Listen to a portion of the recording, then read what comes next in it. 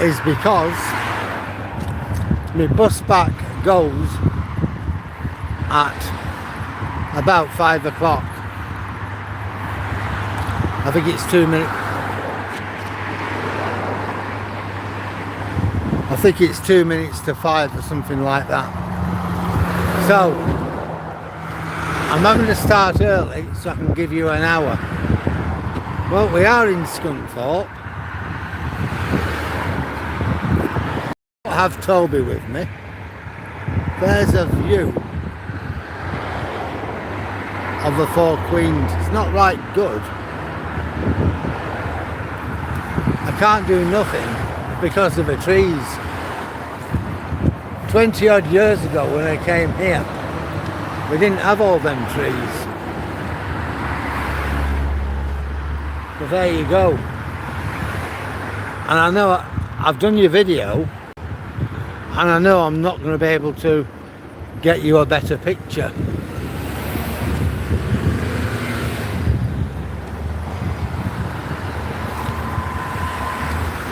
Told you about the works, I'm going to tell you about the town now. Scunthorpe at one time were 4 villages: Brumby, Crosby, Scunthorpe, no 5, Ashby and Frodingham. In the 1860s they discovered an outcrop of iron.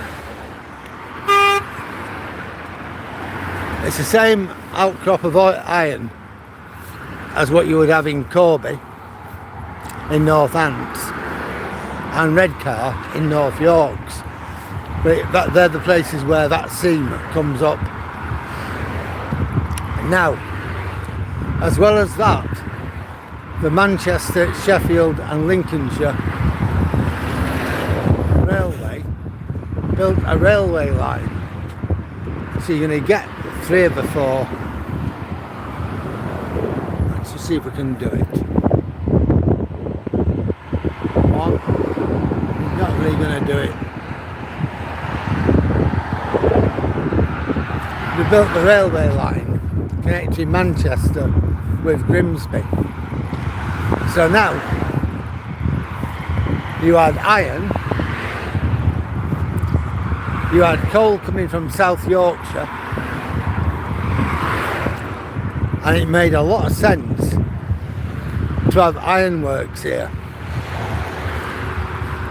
Within a matter of years, you had 4 or 5 different iron makers in this area. Over the years, the works got bigger and you got a lot of amalgamation. Baldwin's had a mill here. Steel, Peach and Tozer, they had a mill here. And Appleby and Frodingham, they were your 3 big companies. But there were lots of others as well. After the First World War, the manufacture of steel became more consolidated into the big companies like Stanley Baldwin's, and Baldwin Steel, that was the Prime Minister Stanley Baldwin's father who was the managing director of that. And during the war, steel was a strategic asset. The government took control of the inputs and the outputs. Coal wasn't a problem. You had an endless supply in South Yorkshire. You had an endless supply of iron ore. So making steel really was not a problem. Ooh, I don't know if I'm going to get this or not. I can certainly get 3 of the 4 queens.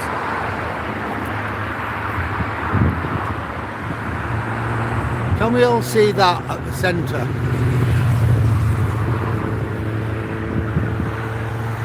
Guy, it is a lovely afternoon. Hi Edward. Well, I'm not that far from Lincoln, am I? Hi Dave. Hi Guy. Yeah, it is nice. So that is 3 of your 4 queens. The 4th one, I'll show it you. The 4th one is there. Centre of your screen. That's 1, 2, 3 behind the trees, and the 4th behind the trees. I wish I could have got that better for you, I really do. I've got the video, but again it's not good, the 4 queens, but I've got a picture of a concast plant, so that should be good. I've explained what it does. So anyway, as I was saying about steel, in the Second World War everything was under directive. That wasn't a problem. The big problem was stopping the Luftwaffe from bombing this place or these places. I mean, look how we bombed the Ruhr. I mean, of course Scunthorpe were bombed, but production kept going. This is the wire works here, the wire mill, what they call the rod mill, and this is owned by Liberty. All this was British Steel at one time. Then it got called, I think, the Capco or something, and now Liberty. See, he's got rod, he's got wire at the back on his truck. That's what he's loading up. Again, you can't really get them. Well, we might. There you go. There's one of the queens. Another one. And then you've got the 3rd one. The 4th one, you can't see it.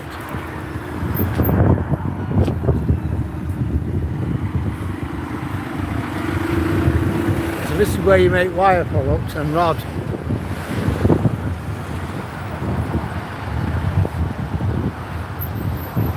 So, after the war, the industry was nationalised. The Labour government under Clement Attlee nationalised coal, railways, steel. You know, the commanding heights of industry. Now, when the Tories returned with Winston Churchill in 1951, steel was returned back, and transport was returned back to the private sector. Railways were kept public.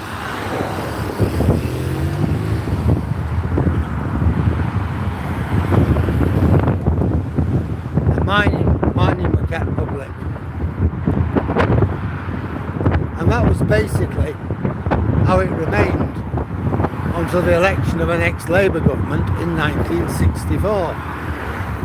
In 1967, the government put forward legislation to renationalise the British steel industry. And British Steel was then formed.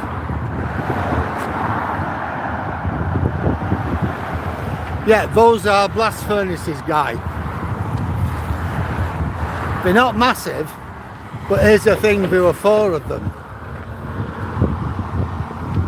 There were 4 blast furnaces. You could have 3 in production at any one time, or even 4 in production, but one being maintained. That's why they had 4. They were built in the 1950s, late 50s, early 1960s.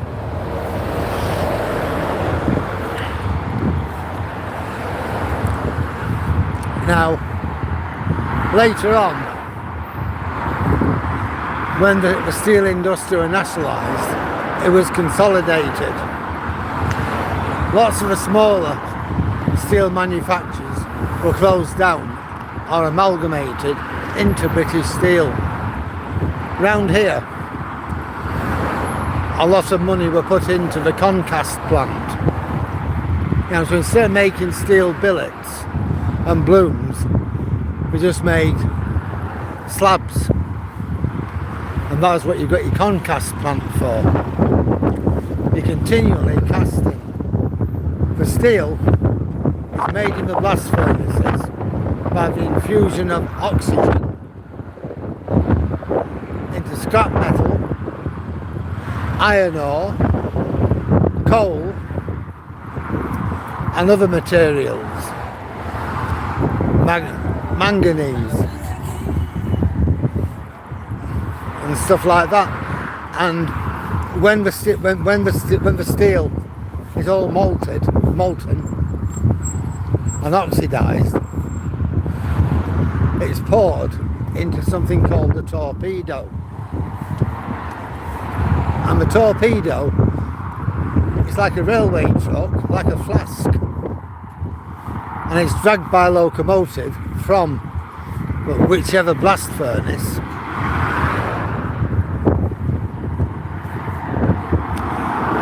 to the concast plant, where it's actually turned into slab. Goes through processes there, it's cooled, it's turned into slab. The slab's cut with a profile torch to the size you need it to be, and then it's left outside to weather for 12 months.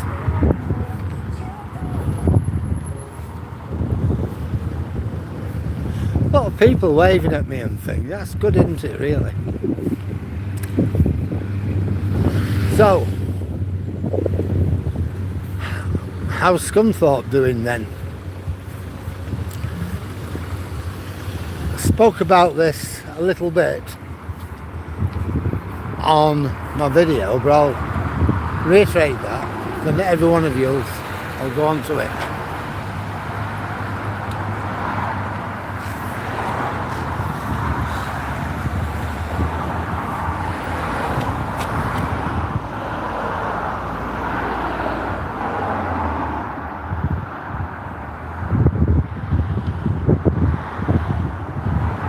Yeah, you're going to do well on this, Edward. Really, you really are. Anyway, going back to where I were.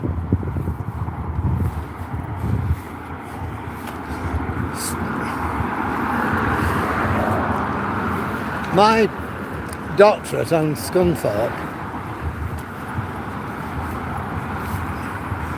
basically what I said was the future of the town is heavily tied in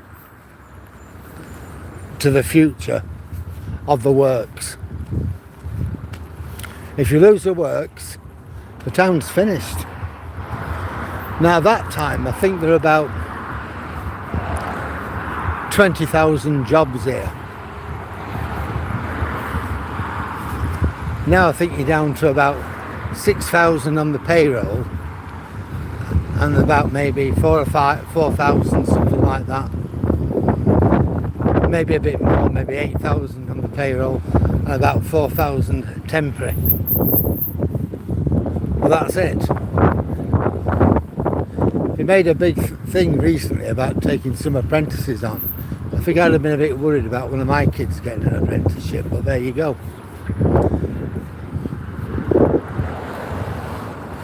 When you come to the present time,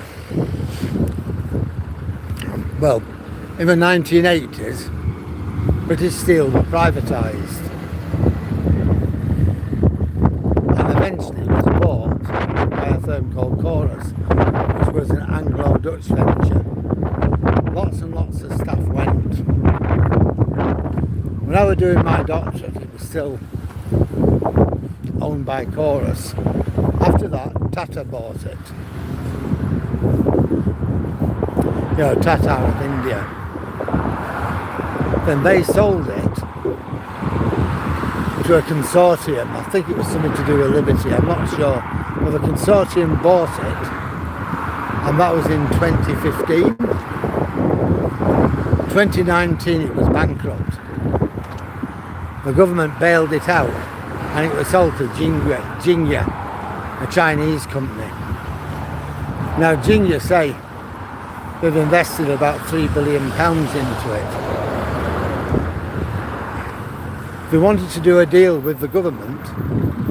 Now the Conservatives were quite happy to give them the money for 2 blast furnaces. But the new government in 2024 said, no, we'll give you 500 million, that's your lot.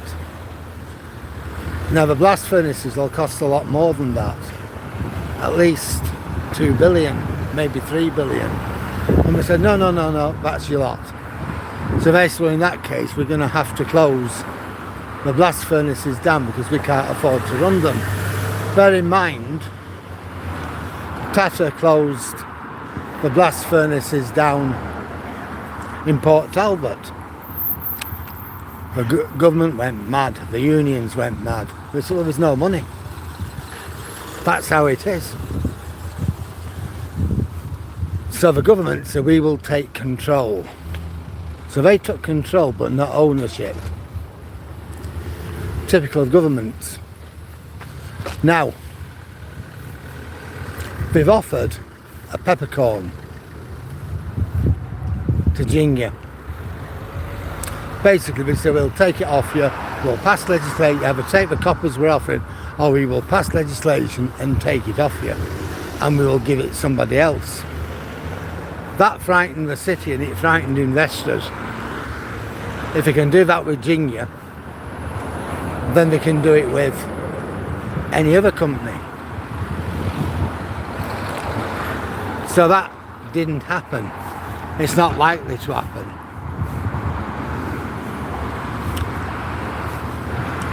So what will happen? The blast furnaces have got maybe another 3 to 4 years life in them. No one's going to build a new blast furnace. What Labour are bothered about is the jobs in Scunthorpe.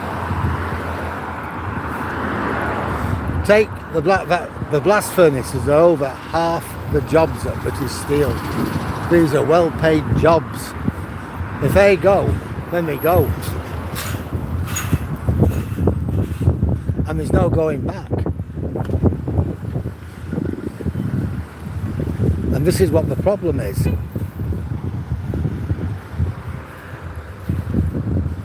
This is more of the steelworks over there. We'll get a picture in the middle here.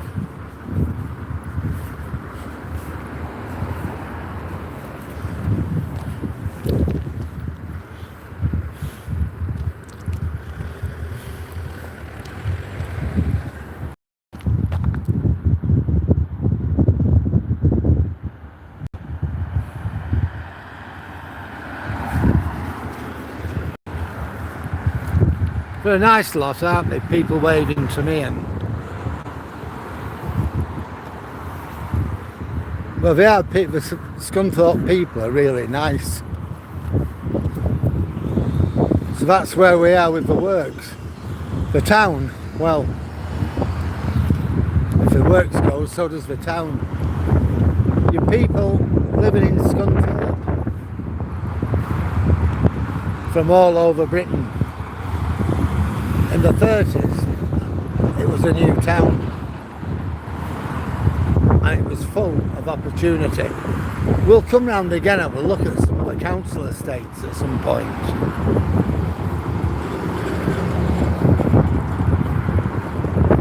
I won't be able to do that today, but we will. We'll do it.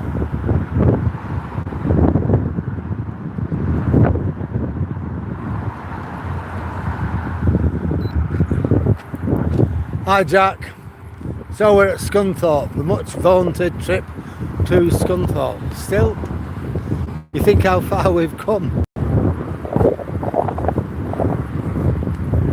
And we're still, I don't think we've done like a quarter of the perimeter of the works. That gives you an idea just how big it is.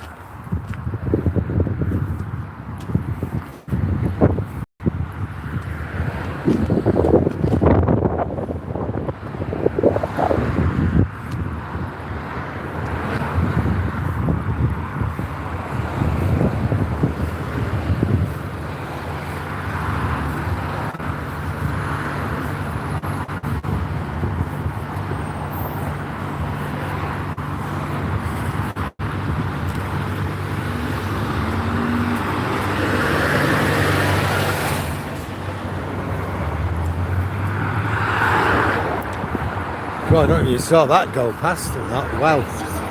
Now this is interesting. I don't know whether they still do it or not. But going back, we used to have a train journey around the plant. And it was completely free. I took my son on it. You know, we went around the plant and they tell you what everything is. It was really good.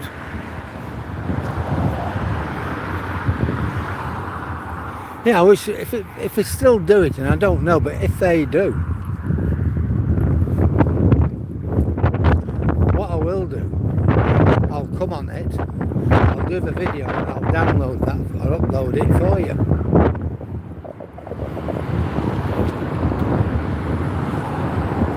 Looking at this, I have a nasty feeling we don't.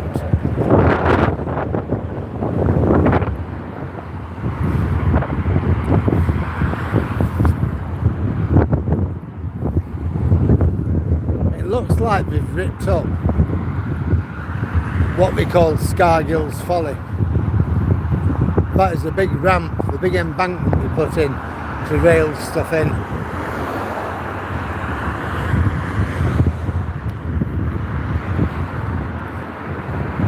There you go. This gives you a little bit. 27th of June, look. AFSC code 1958. Well, the AFS is Appleby Frodingham Steelworks. That was what it was called. That's when the four queens, the blast furnaces, were built. 1958, and they started expanding it. All these were the offices. They're kind of empty now.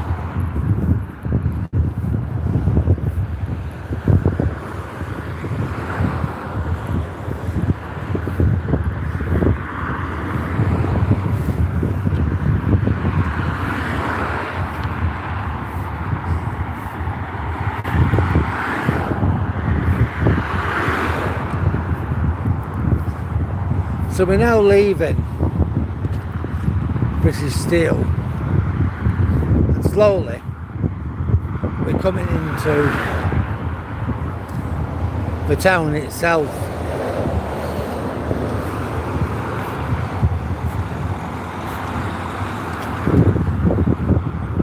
My feeling is, I hope they don't close it. I hope there's a way in which it can be kept. The nice people in Scunthorpe, and people were only too happy to help me when I was doing my thesis. They're lovely, lovely people.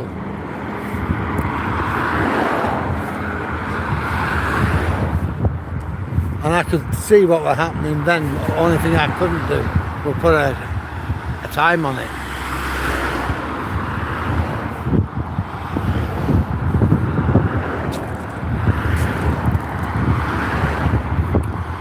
Even though over the years the number working at the steel mill has declined, it's still very, very important. There won't be many families in Scunthorpe who don't have a relative working there. I think there's about 90,000 people living there.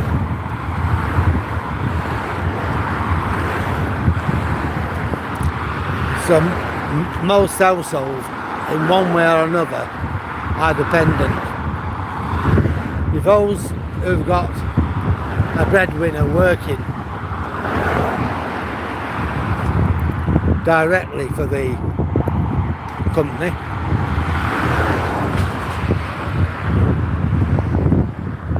Then you've got people who are suppliers, haulage companies, engineers who make tools, bits and pieces, material suppliers and so on.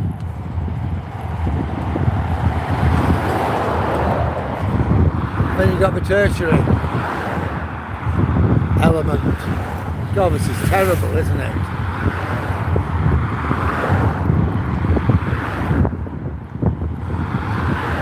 It will get better in a moment, I promise you.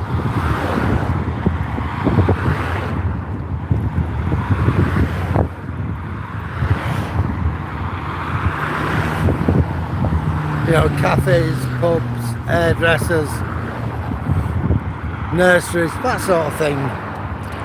And it affects every one of those businesses and every one of those people.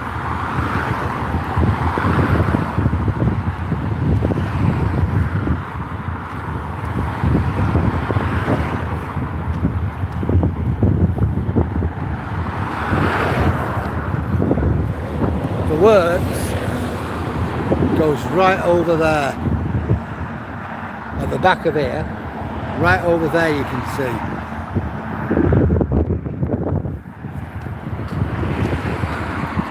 Hi Sammy.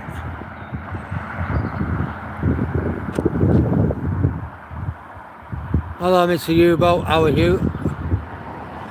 Hi Shammy.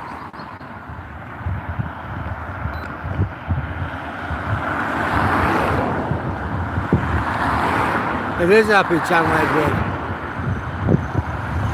Yeah, I'm well. I've not got Toby with me though. I thought it'd be too much for him. Bus to Hull and then the bus from Hull over to Scunthorpe. That'd have been a lot for him.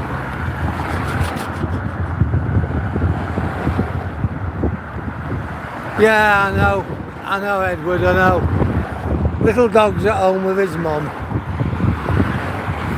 She'll be feeding him up on treats.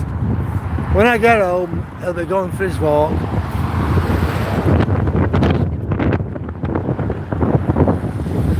He won't be going for a long walk though.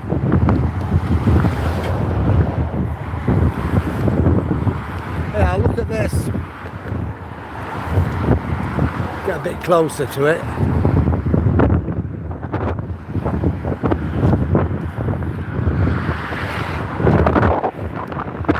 Just think of those sidings.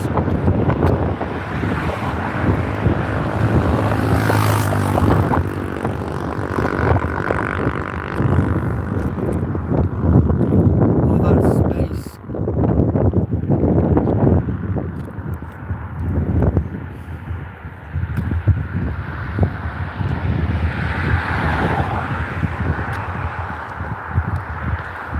Gives you an idea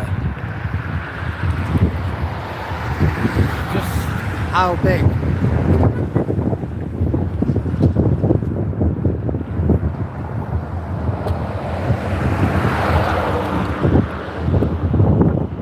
this place used to be.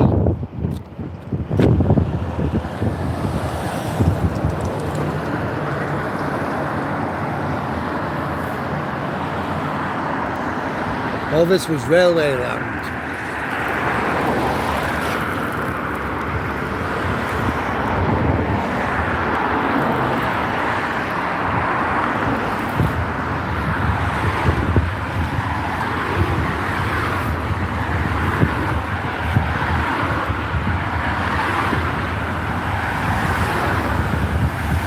Yeah, I'm all right, Jack. I know what I'm fine.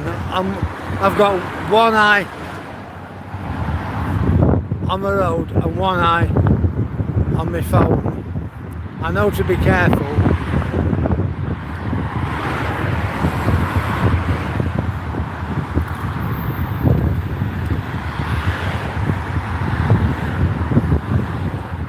All these Humber towns are pretty similar in one respect, and that is we're all dependent on manufacturing. You know, when we went to Goole, well, that's had a bit of a rebirth. They're now building trains there for Siemens, which will be used on the London Underground. And then you look at like Hull, it's still a lot of manufacturing. Scunthorpe, it's still got a manufacturing base. This, by the way, is a bus depot. Whereas we have East Yorkshire, here we have Stagecoach. It used to be the Lincolnshire Road Car Company, and that got took over by a firm called Yorkshire Traction, who were ultimately taken over by Stagecoach.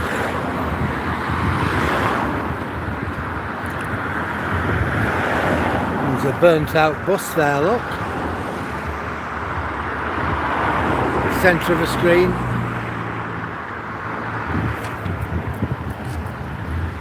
A couple of day tripper buses next to it.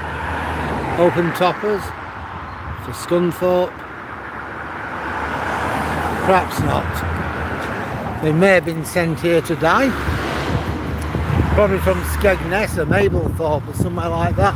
Somewhere out by the sea.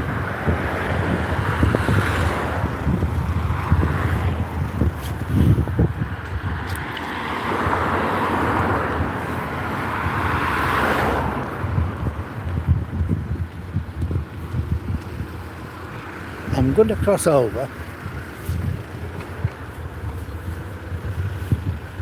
There we go. Because we're going to go down here.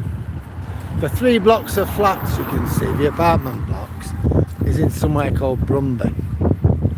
It's one of the... When I did my thesis, it was one of the poorest areas in Britain. And that abuts onto Crosby,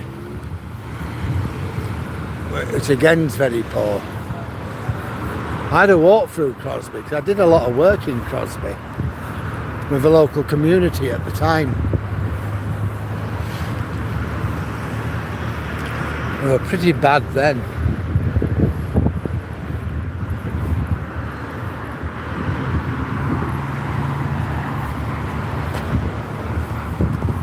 Let's see if we can get over without getting run over. Yes, we've done it. Well, we'll walk down here and eventually it'll just take us back onto the bus station in the town centre. So I'll show you the town centre, and then unfortunately it'll be time for me to get the bus. So it's only been a short one tonight.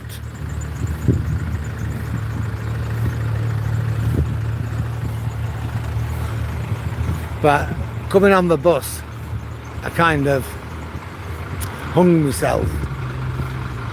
If I'd have come in the car, I'd have had longer. I'd have got here sooner. I could have done so much more.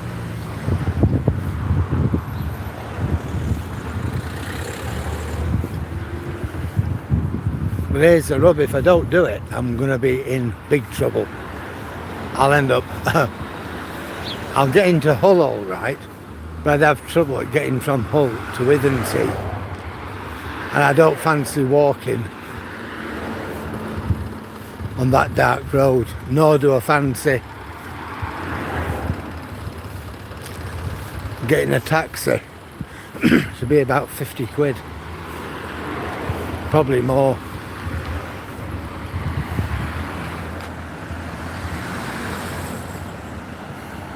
No, I'm fine.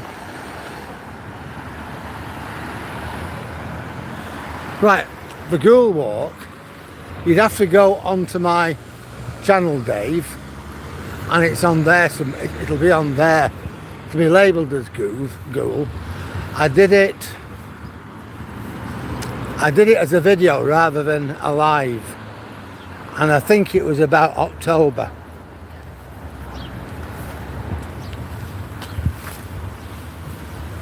It was a good one because I walked around Ghoul Docks.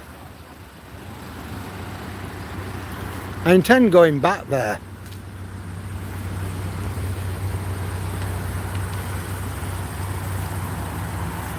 I think I walked about 13 miles that day.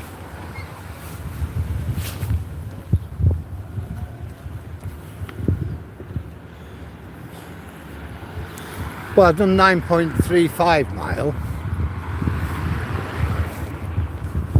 So I'm not really unhappy with that.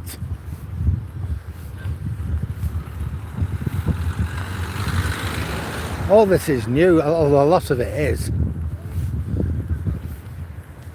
On here there used to be a Co-op Pioneer store when I was doing my doctorate.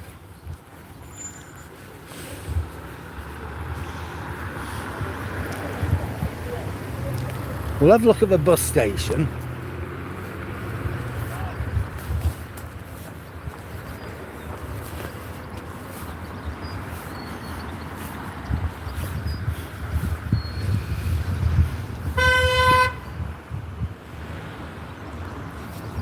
Wow, don't know what was happening there.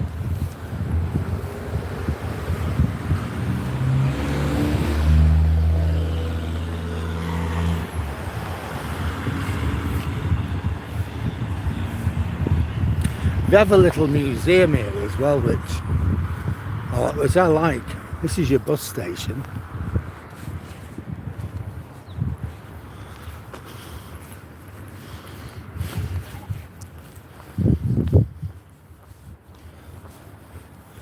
Hornsby, one of the companies around here.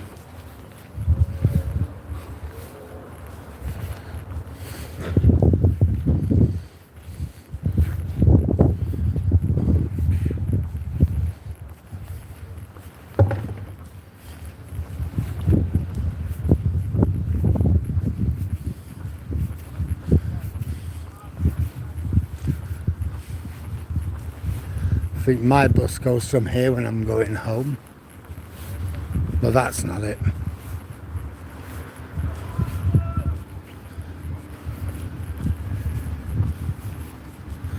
So all this is new.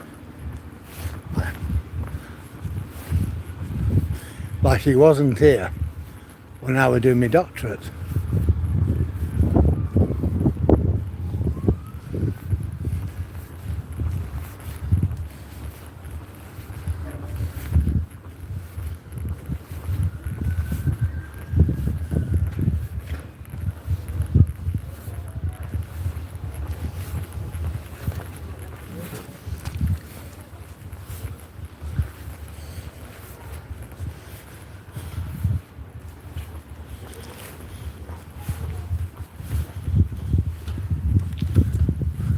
Yeah, they've built a view cinema as well, so that's new.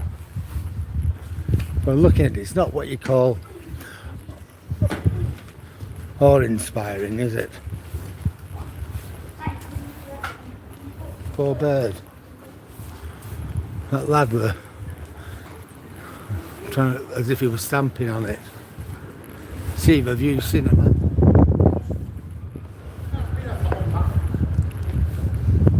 This is the town centre. Lots and lots of pound shops.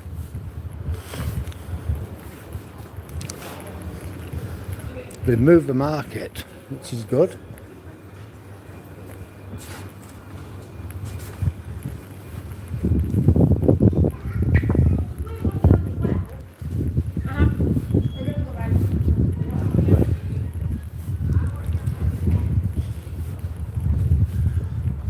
got this shopping centre called the Foundry, but most of it is shut down. I walked through it earlier on. There's nothing in there. So they built this magnificent place. And they haven't got the retail establishments to put in.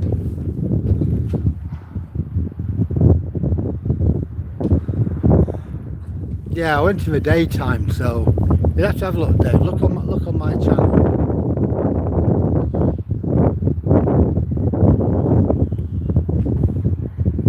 Yeah, Sami, basically, yes.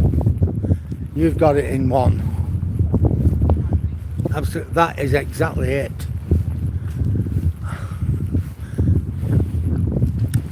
Part of my dissertation, I was looking at Dearborn and Michigan and the Rouge Valley,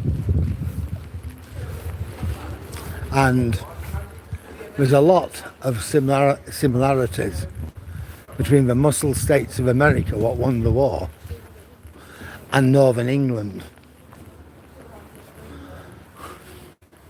I think you were probably in the States maybe 10 years ahead of us.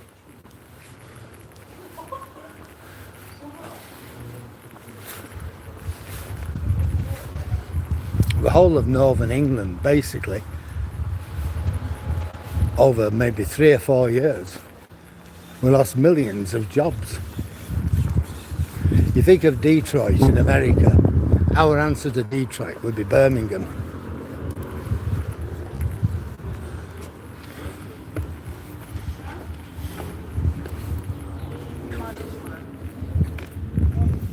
International Peace Day 2002.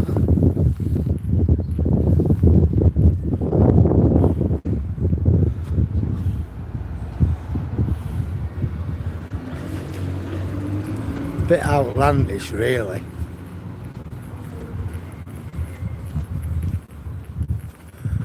Well, they've moved.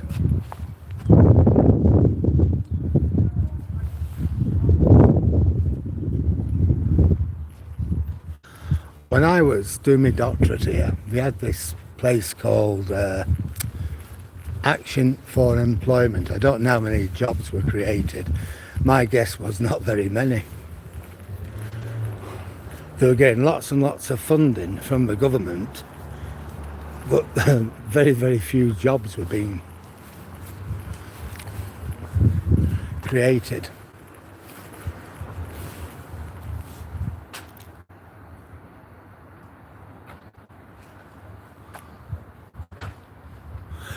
Banbury, I wouldn't have thought, fair enough, Dave, but that surprised me. I would have thought Banbury were quite cheap food. I'd have thought it would have been, no, that's not bad, £5 for £5 for 18 toilet rolls. I don't think you can argue with that. £3, 12 of them, I like them.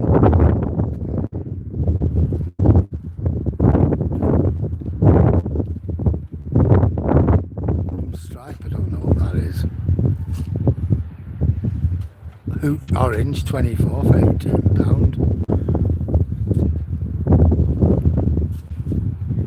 Copperberg Dark Nights. Brewdog, that's ale, case of £2. Cider, if you like cider, 4 for £3. I don't know what it's like. Don't know really. Let's have a look at the times. I need to be making my way back to the bus station, I think, because my bus goes at 2 minutes to. So we've had a walk round the big one, the steelworks. That's what we're all interested in, isn't it? And when we look around the town centre, we haven't done as much as I wanted to do. So we're going to have to come back and I'll show you Frog Road when I do Frodingham Road. And we'll have a look at one of the council estates.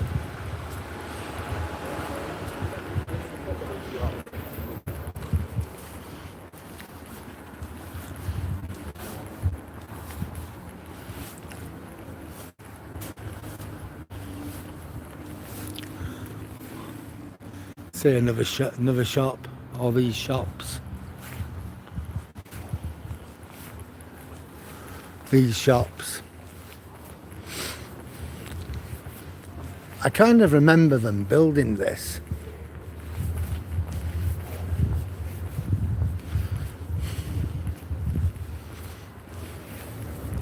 And I remember I did have questions at the time, what you're going to do with it, because it shut down.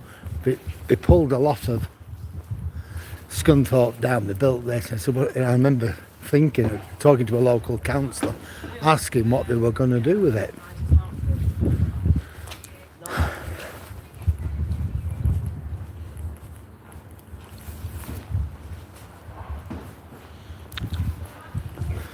I'd say it's a bit like Rochdale, Burnley.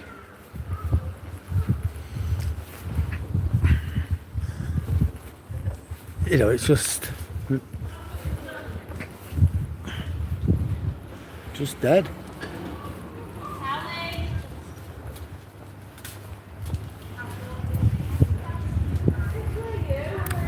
It certainly hasn't improved.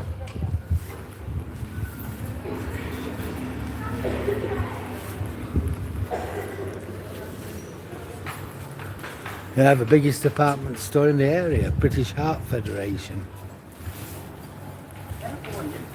Hello, love.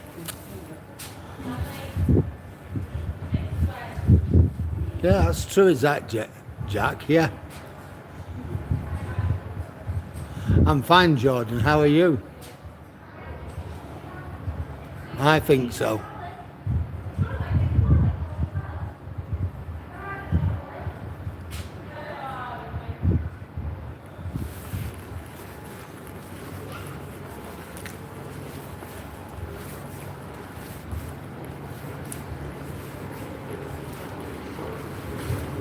So we're back on the bus station. Let's just check where we're going from.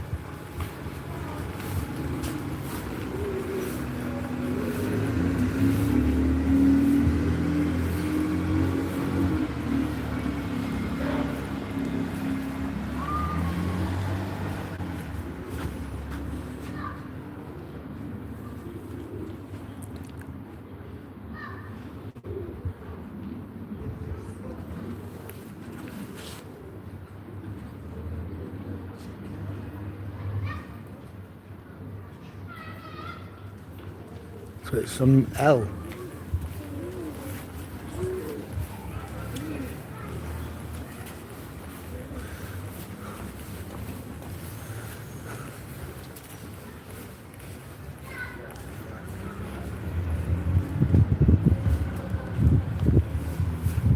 So this looks like my bus, I think.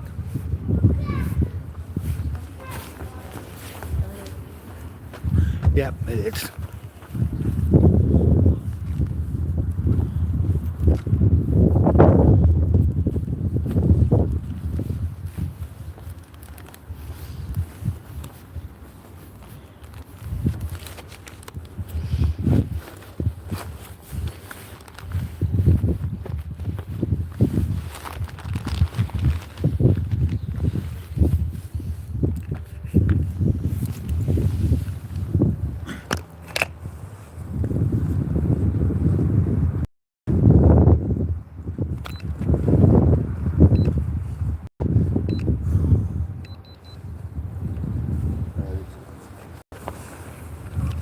Sorry about that, guys.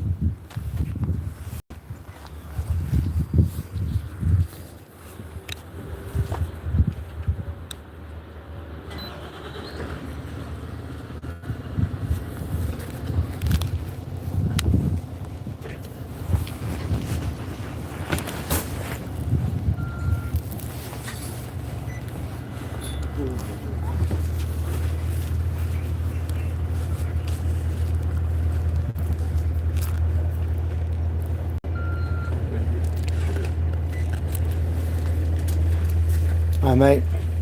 Thank you. Thanks a lot, mate.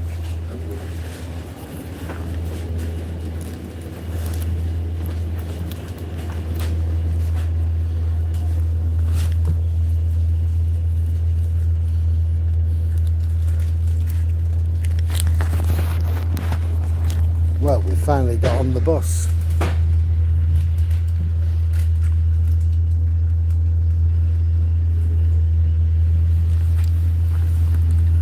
And we're leaving Scunthorpe.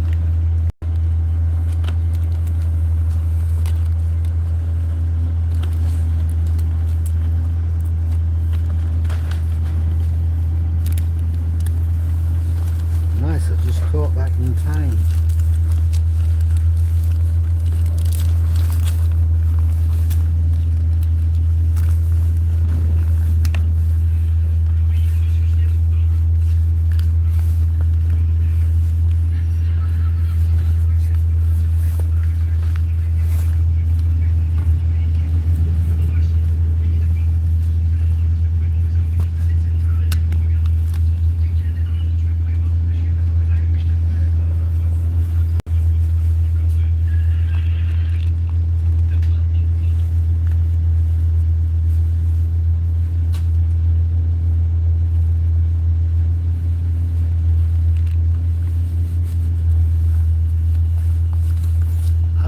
What's happened with Sheffield and how come they starting off at minus 15 points?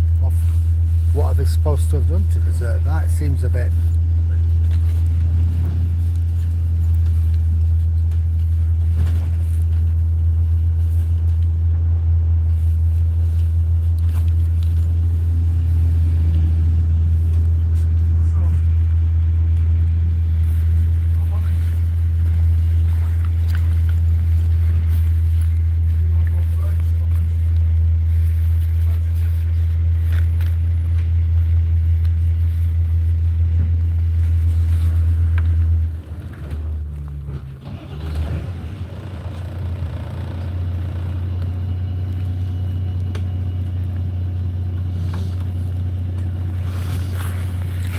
That's it, nearly there.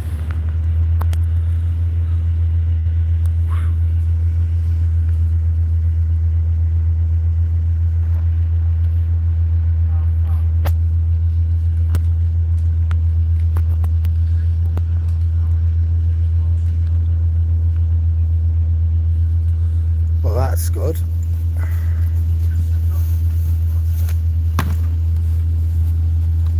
I'm just getting myself sorted out.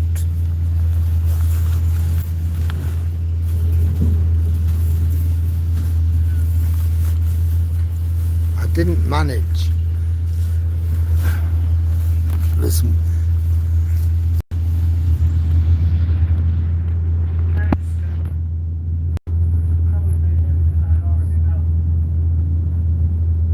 This morning I didn't actually manage to be able to get any video of the bus journey down. I don't know how successful I'm going to be at this, to be honest.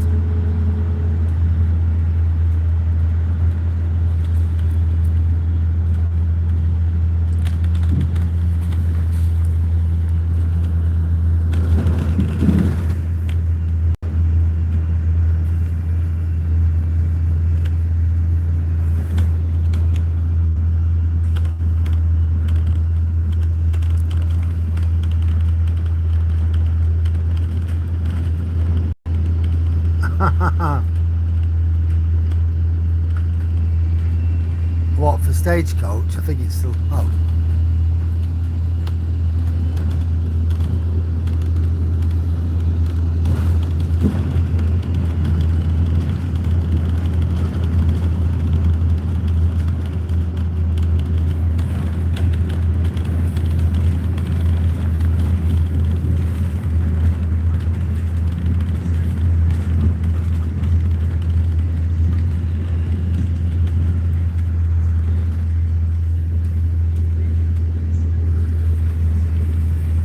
So now we're on the 350 to Hull.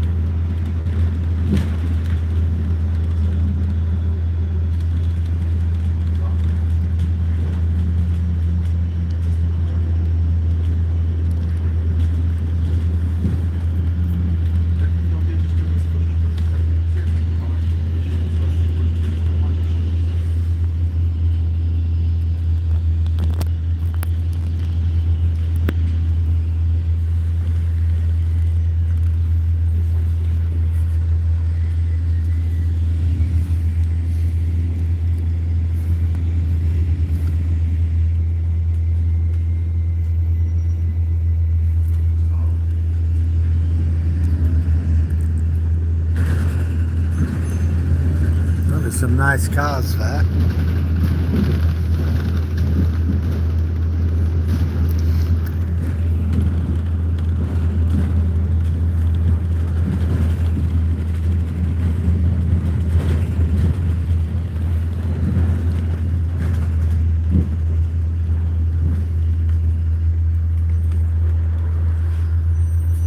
He's lovely, look at it.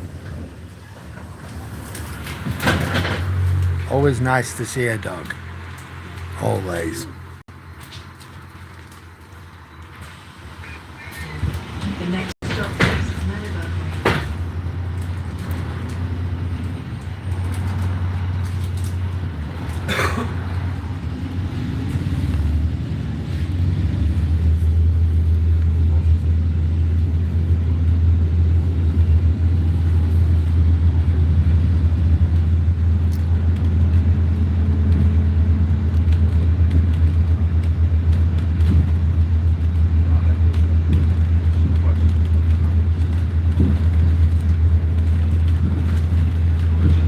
All this is new. None of this was here when I was in the doctorate.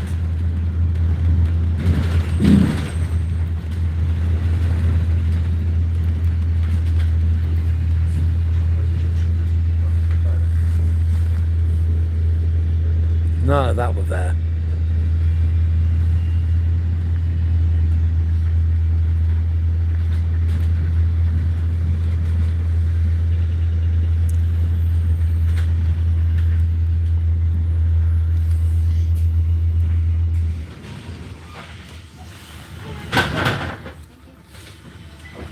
The next stop is Dragon.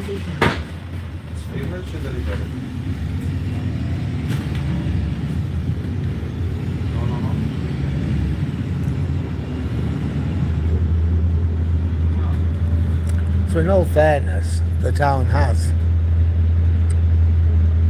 done what it can do to diversify. You know, to bring other jobs in.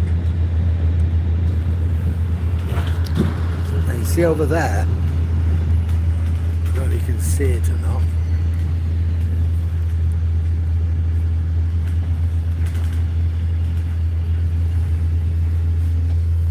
Now this place here, Raynham Steel, this is absolutely huge.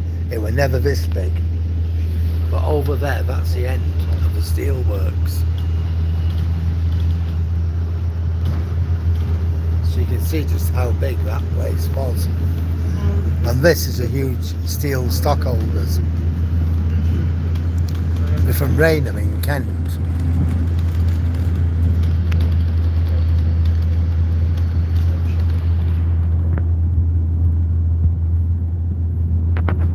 When I was doing my doctorate, we just arrived here.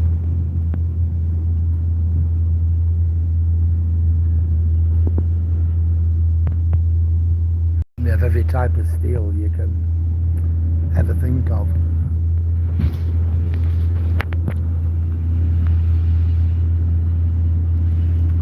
See more of it.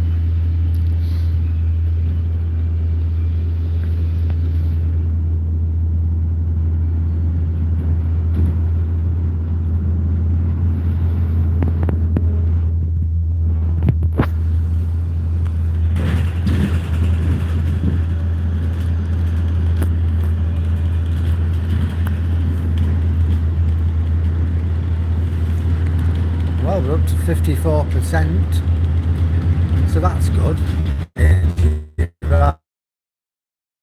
Rather than my own. And the best of it is I'm an old age pensioner. They give me a bus pass.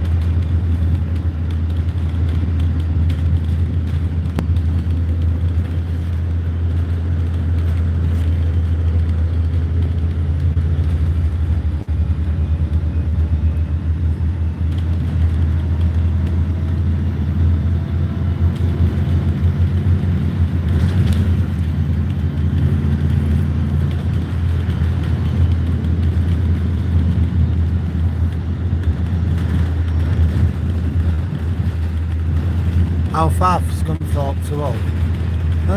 I'd say 35 mile.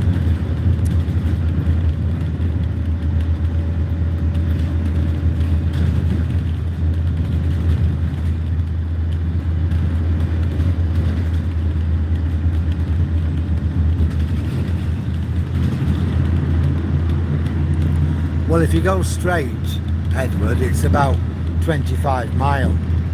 But if you're on the bus, it's farther than that. I'd say 30 mile, 35 mile.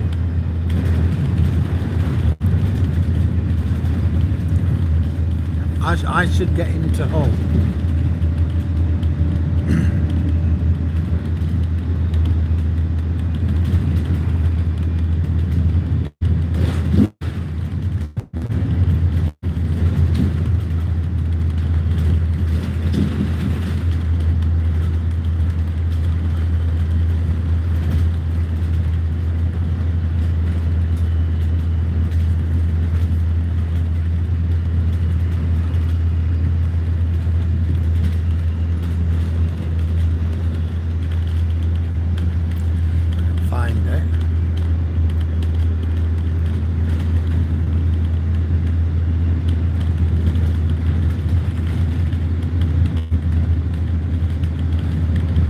I should get into Hull at 18:35. So I've got about another hour and a half to get into Hull. And then I've got to get back to Withensea.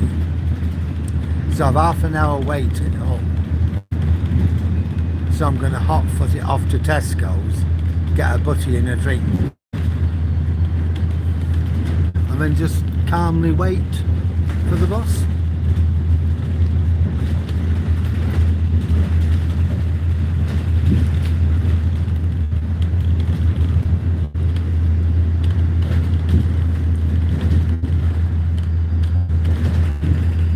Hi Terry. It is a far way. I should have really thought about this and thought about it again, to be honest, Edward. I would have been better off driving. It had taken me about an hour and a half to get here driving, but instead of taking me about 3 hours. Next stop is Garage. But then I'm just thinking to myself, I don't really want to use the car, especially when the bus is free.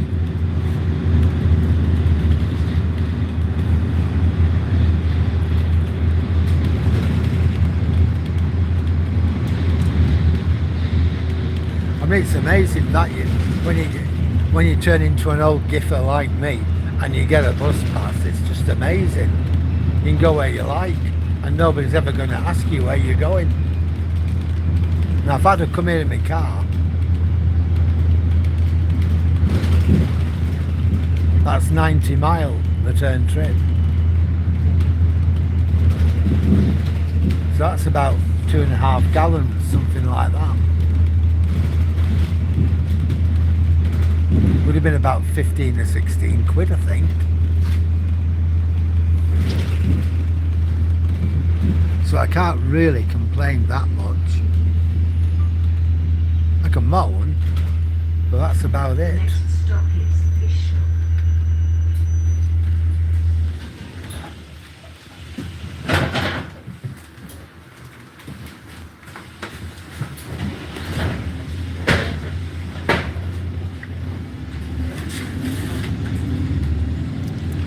No, absolutely, Edward. That's true, Guy. You can't beat a free. Well, no.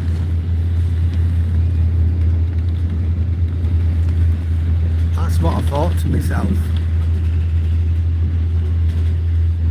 If I can put up with this, I think it's going to be hard, but I can do it.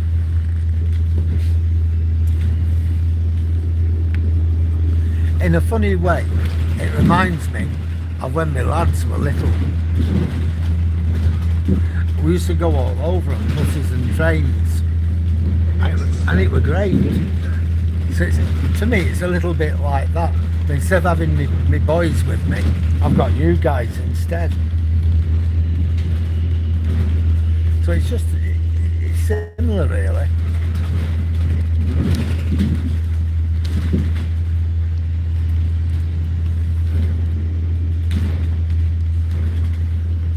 Yeah, we lived in Burnley at the time, and we go all over.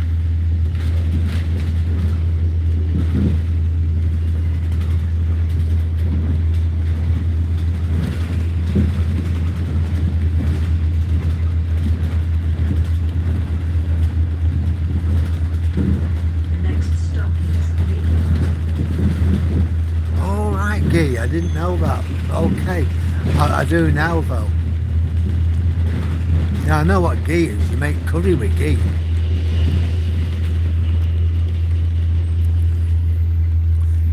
I think the name for it's clarified butter, but right. I'll remember your name's Guy, not Guy in future. Cheers.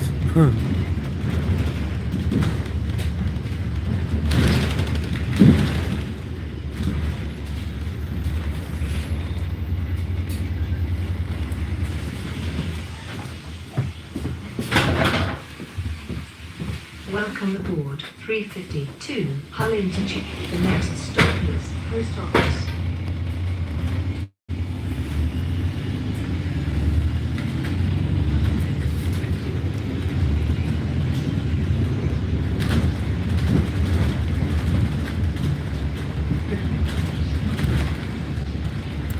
This is Winterton. It's a nice little place, isn't it?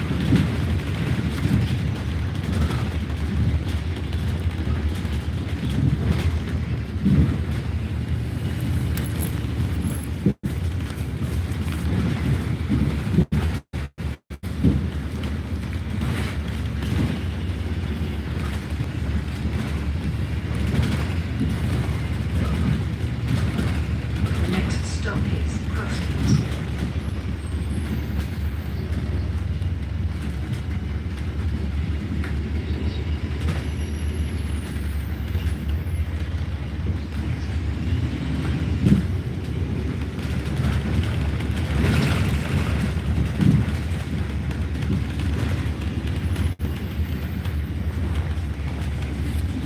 That's nice. 5250. Some nice cars in there.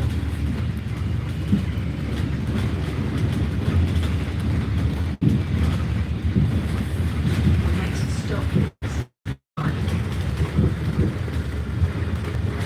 Yeah, Jay, look at some of them.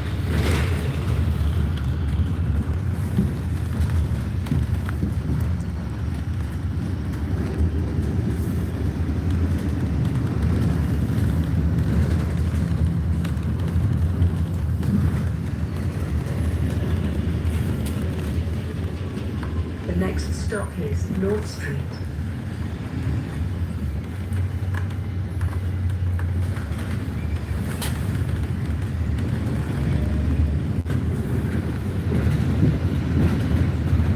Well, we're up to 56 now, 56%.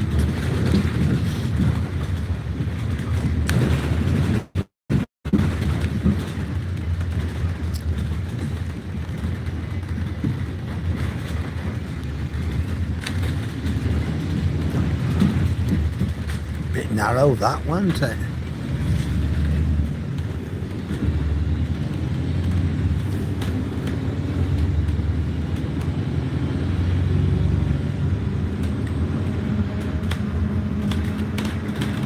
The next stop is Hessle.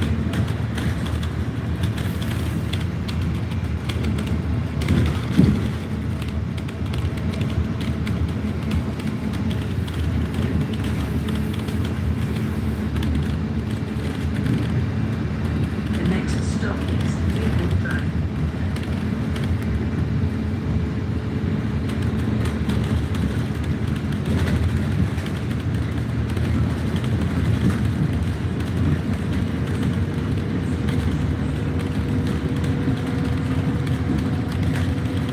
The next stop is Selling Centre.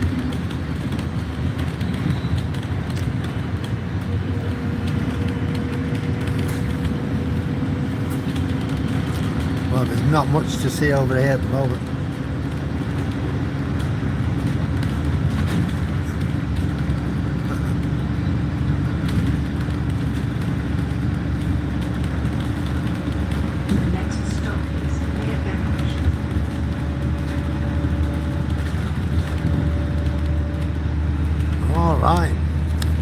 Oh, my kids, when I think they were like about, I don't know how old they were when they first went on the bus. They were certainly in the pram though.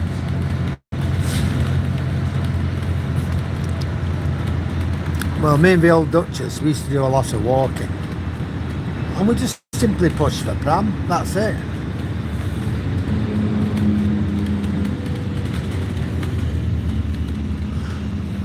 We'd probably walk from Burnley over to Humber Bridge via Eptonstall or something like that. Easily 11 or 12 miles. And get the bus back.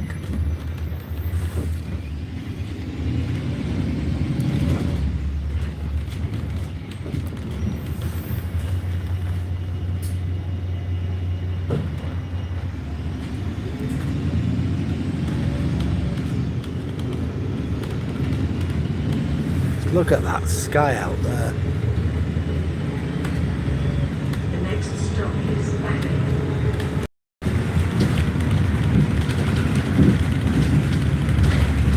Yeah, it certainly is.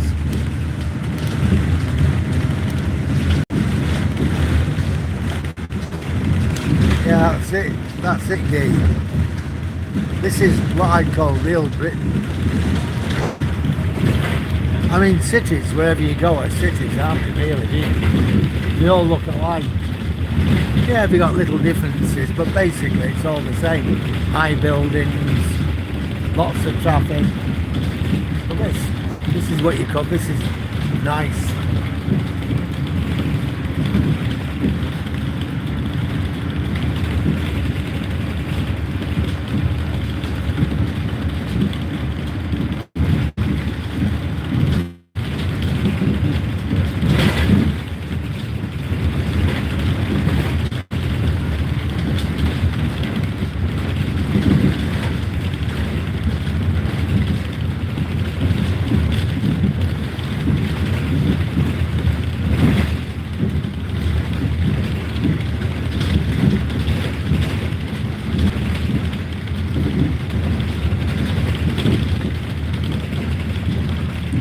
Well, we're now in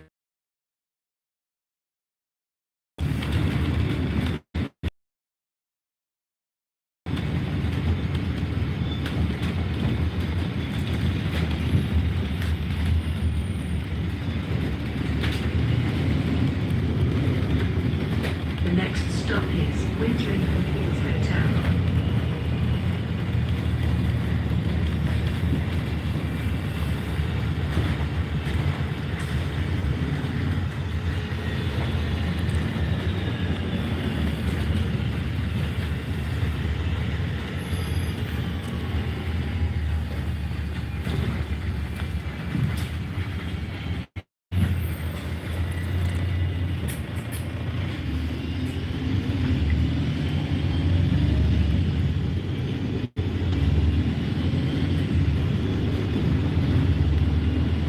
The next stop is Humber Street.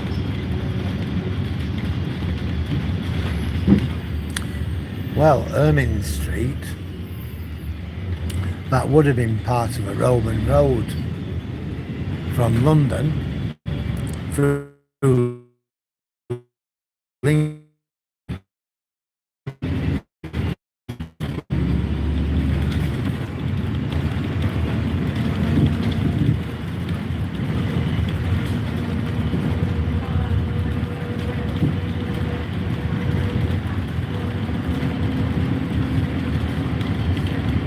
The next stop is Humber Street.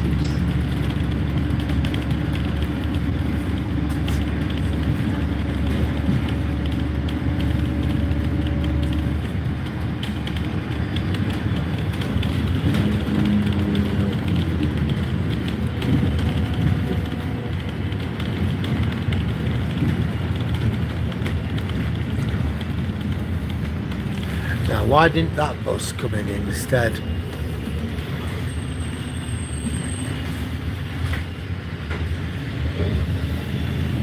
That would have been so much better, wouldn't it? Sitting on top of the driver.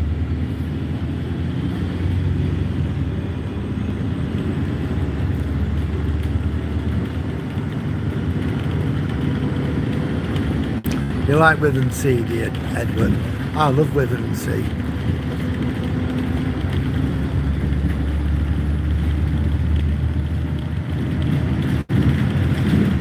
Yeah, absolutely. The thing is, the cities and towns are really congested. But then you've got the countryside, very few people live.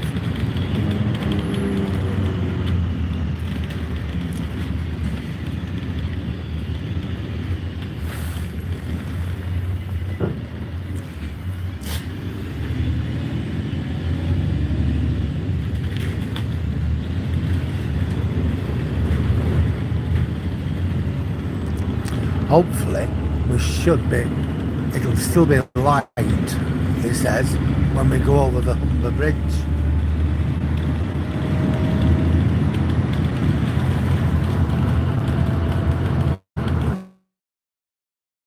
So, 21 minutes.